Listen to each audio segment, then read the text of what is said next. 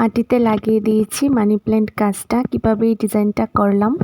Hi guys, welcome back to my channel বিন্দাস blogging. কেমন আছে তোমরা সবাই? আই হোপ সবাই খুব ভালো আছে আর আমিও খুব ভালো আছি। তো চলে এসেছি আবারও একটা নতুন ভিডিও নিয়ে।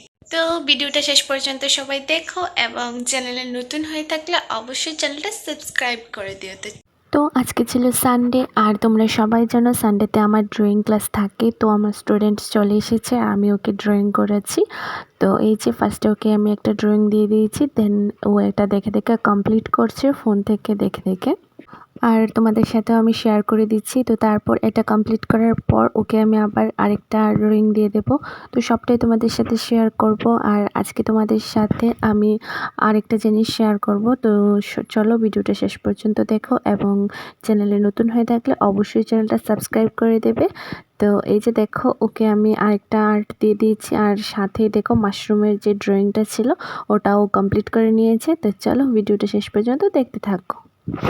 এই মানি প্ল্যান্ট গাছটা এটাকে আমি জলে রেখেছি, অনেক দিন হয়ে গেছে, কিন্তু এটাকে যখন আমি ক্লিন করি না তখন কি হয়, এটা আমি একটা বোতলে রেখেছি, এই বোতলটা থেকে বার করা, দেন আবার এটাকে ক্লিন করে এটার মধ্যে রাখা অনেকটা প্রবলেম হয়ে যায়। এটা ঠিকমতো বেরোতে চায় না, আবার বেরোলে তারপর এটাকে রাখতে ঠিকমতো এটাকে ভালো করে রাখতে পারি না আমি।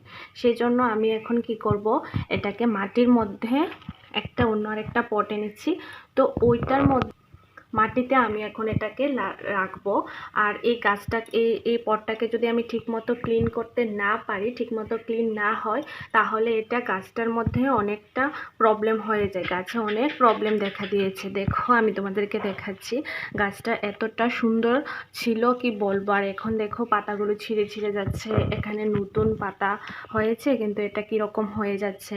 তো সেই জন্য এই যে পাতাগুলো বড় হচ্ছে, কিন্তু তারপরে গাছটা ঠিকমতোভাবে গ্রোথ হচ্ছে না। এই যে কারণ আমি ঠিকমতো পরিষ্কার করতে পারছি না, সেই জন্য। কারণ এইটা তো একদম একটা বোতলে রাখা হয়েছে, আর জল দিয়ে রাখবো, যেহেতু জল তো এটাতেই ভালো হবে সেই জন্য।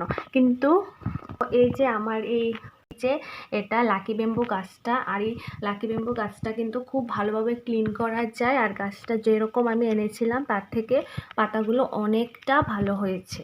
তো সেই জন্য আমি এখন এটাকে আমি আরেকটা পটে রাখবো। আর এই যে এটা হচ্ছে আমার চন্দ্রমল্লিকা গাছটা, এটাও অনেকটা ভালো গ্রোথ হয়েছে। এটাকে আমি মাটিতে রেখেছি, আর গাছটার জন্য আমি এই পটটা নিয়েছি, এটাতে এখন আমি রাখবো। এটা কেন জ্বালিয়েছি, কারণ পিন দিয়ে ওই মানি প্ল্যান্টটা যে পটে রাখবো সেটাকে একটু ভালো করে গর্ত করে নিতে হবে, মানে একটু ছিদ্র করে নিতে হবে। সেই জন্য আমি এখন এটাকে প্রসেসিং করব। আর চলো তোমাদের সাথেও শেয়ার করছি।